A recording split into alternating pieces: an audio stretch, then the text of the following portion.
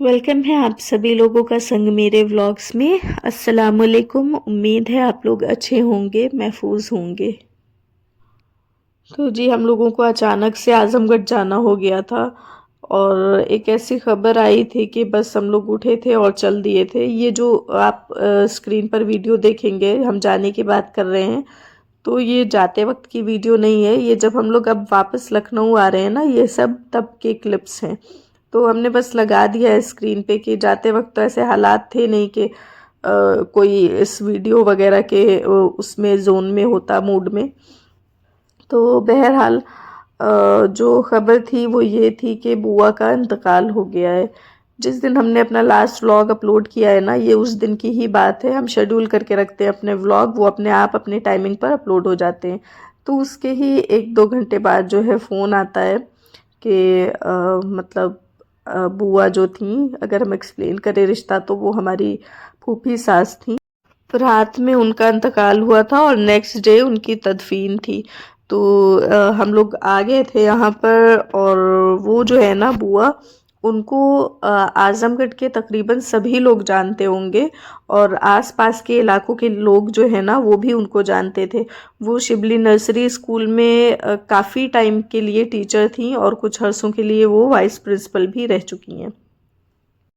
उनका नाम राना इरशाद था और वो एक ऐसी पर्सनालिटी थी ना, जो जिनके बारे में क्या ही हम बताएं कि उन्होंने क्या कुछ अपनी ज़िंदगी में सहा था और अपने सभी गमों को अपने अंदर रखे हुए वो इतना स्ट्रांग खड़ी रही थी। बहुत ही यंग एज में उन्होंने अपने शौहर को खोया था। शौहर की वफ़ात के बाद उन्होंने अपने बच्चों की परवरिश की, उनको परवान चढ़ाया और फिर उनकी शादियां की। और फिर कुछ अरसे में एक एक करके उनके तीनों बच्चों का इंतकाल उनकी नज़रों के सामने ही हुआ। आप अंदाज़ा कर सकते हैं कि इन सदमों को बर्दाश्त कर पाना कितना मुश्किल रहा होगा।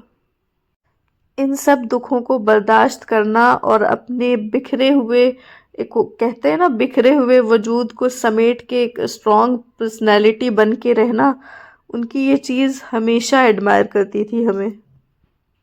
और उनसे एक और एकदम से अटैचमेंट फ़ील करने का मेरा जो रीज़न था, मेरा पर्सनल, जब हम उनको इस तरह से नहीं जानते थे कि उन्होंने क्या कुछ बर्दाश्त किया है या किस तरह के हालात उन्होंने सहे हैं, तो उनसे जो कनेक्शन फ़ील करने की वजह थी ना, वो मेरा अपना नाम था।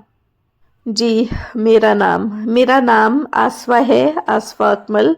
और यहाँ पर जब हम शादी करके आए आज़मगढ़, तो यहाँ पर हमें फ़ातिमा बुलाया जाने लग गया।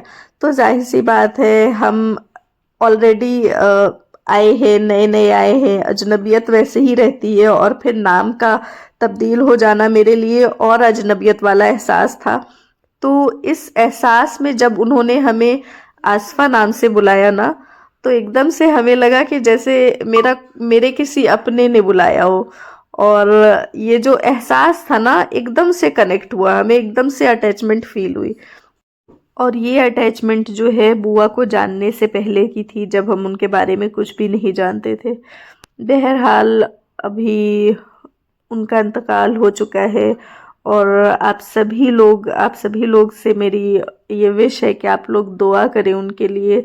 ज़रूर दुआ कीजिएगा कि अल्लाह ताला उनको अपने पास सुकून देना। दुनिया में क्या कुछ उन्होंने नहीं झेला है, तो अल्लाह ताला उनको अपने पास बेहतरीन जगह अता फरमाए।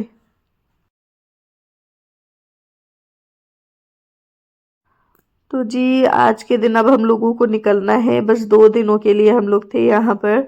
और रुकना तो चाह रहे थे, लेकिन ये है कि अभी कुछ दिनों पहले ही हस्बैंड ने अपने ऑफिस से छुट्टी ली थी और फिर इतनी जल्दी नहीं ले सकते थे और इन्फॉर्म नहीं किया था। ये एक ऐसी सिचुएशन थी कि हम लोगों को एकदम से ही निकलना हो गया था ना, तो इस वजह से जो है वापस जाना ही था। और बच्चों को यहाँ पर थोड़ी देर हमने बोल दिया था कि आप लोग खेलें, और हमें काम था कि हमें बेड वगैरह खोलना था। हमारे जो शादी के गरारे वगैरह है ना, सब इसमें पड़े हुए थे, तो हमने सोचा कि हम निकालते हैं और लेके चलते हैं और थोड़ा बहुत चीज़ें जो है वो सही कर दें। तो जी हमें ना आदत है गद्दे के नीचे सामान रखने की, पेपर वगैरह। तो ये देखिए, हमने ना एक एनवलप बनाया था, जो शादी के कार्ड्स आते हैं ना, इनविटेशन कार्ड्स, तो उसका ही बनाया है ये हमने।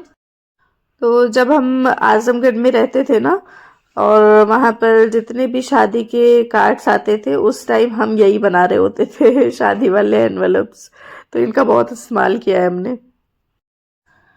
तो जी बस बेड में से हमने अपने कुछ कपड़े वगैरह निकाले, क्योंकि हमें इनकी ज़रूरत पड़ने वाली थी, और हमें अलमारी भी सही करनी थी, क्योंकि उसमें बच्चों के बहुत सारे ऐसे कपड़े थे ना, इसी ठंड के ही टाइम के, कि हम चाह रहे थे कि हम उनको पैक करके गाड़ी में रख ले, ताकि जब भी हम लोग जाए, कहीं भी जाएं, तो अक्सर रास्ते में हम लोगों को ऐसे लोग दिखते हैं ना, जो कि ज़रूरतमंद होते हैं, तो उनको दिए जा सके।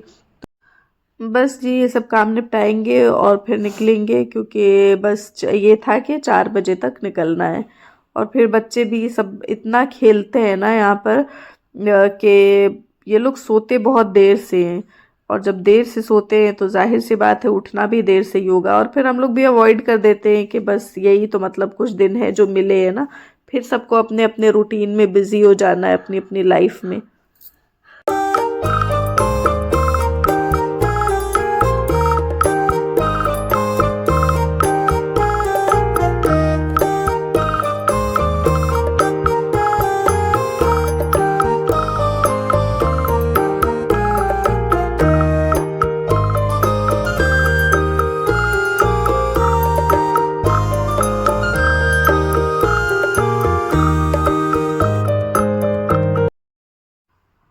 तो बस अभी जो है निकलने का वक्त हो चुका था, और ये जो है ना, मतलब पहली बार इतनी शिद्दत से हमें लगा है कि हमें यहाँ पर और रुकना चाहिए था, वरना ऐसे हमेशा हम लोग, वैसे भी हम लोग हमेशा भागम भाग में आते हैं, कभी फुर्सत से आते ही नहीं है। तो लेकिन ये जो है, ये वाला जाना ना, इस तरह से पता नहीं क्यों हमें अच्छा नहीं लग रहा था। हमें लग रहा था कि और रुकना चाहिए था, और सही से मतलब हुआ नहीं, सही से रुके नहीं ना।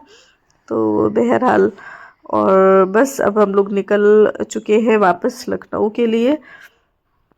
तो जी 5 बजे के करीब हम लोग निकले थे, और फिर ठंड का वक्त है ना, ऐसे पूरा कोहरा सा हो जाता है। और लेकिन शुक्र है कि ये जाते वक्त जो है उतना कोहरा नहीं था जितना आते वक्त था, क्योंकि हम लोग रात में निकले थे, काफ़ी लेट नाइट निकले थे, तो आते वक्त बहुत ज़्यादा था। इस टाइम तो ये दिख रहा है, कुछ रास्ते दिख रहे हैं।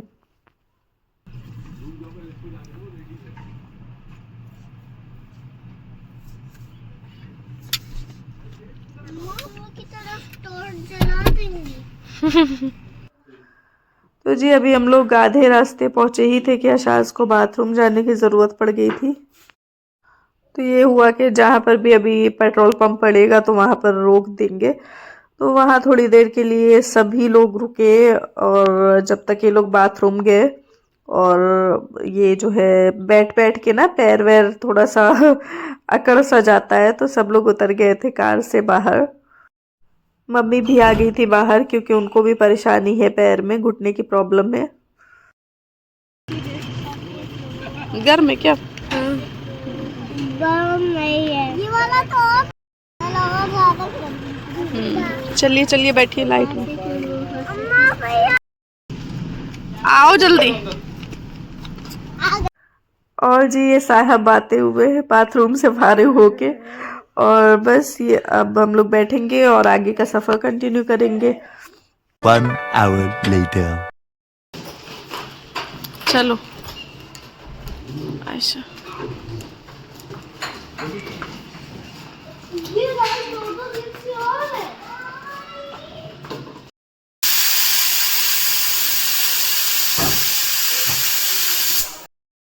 तो बस जी हम आ गए थे घर, और घर आते ही सीधे नकाब उतारा और पहुंच गए थे किचन में। सबसे पहले तो जी चाय की तलब लगती, लेकिन कैसे भी रोका थामा हमने कि पहले रुके रहिए भाई, पहले दाल चावल चढ़ा दे, बच्चे हैं साथ में, कम से कम कुछ खा ले। तो मिक्स दाल हमने चढ़ा दी थी, चावल है, और फिर साथ ही हमने चाय भी चढ़ा दी थी ना, कि चाय की जो तलब है वो तो भाई बस चाय पीने वाले ही लोग ही समझ सकते हैं। वैसे हम भी समझ सकते हैं, लेकिन उतना नहीं जितना वो लोग समझ सकते हैं। बहरहाल हम सिर्फ चाय वाली वाइब फील कर सकते हैं और कुछ भी A नहीं। few moments later.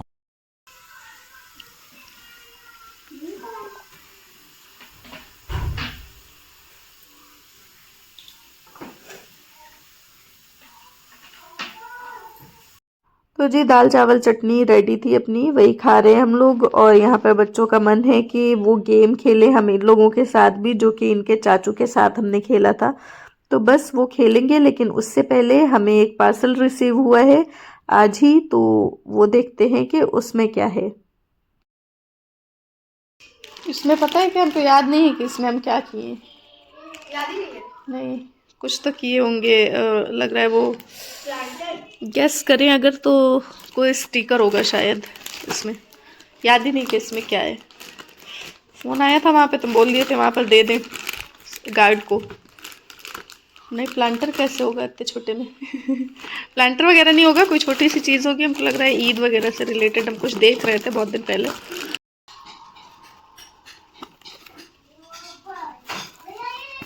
ओह अच्छा, लाइट्स हैं।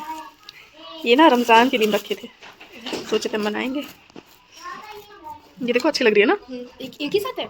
लाइट्स। हाँ, ये पूरी वो जो होती है ना कुमकुमे वाली, वो जो क्या ये जो अच्छा, शादियों में अच्छा, लगती हाँ, है हाँ, ये जैसे वाला। ऐसे। हाँ, तो ये अच्छा आ गई। मीशो का है क्या? हाँ, मीशो ही से की। सही हो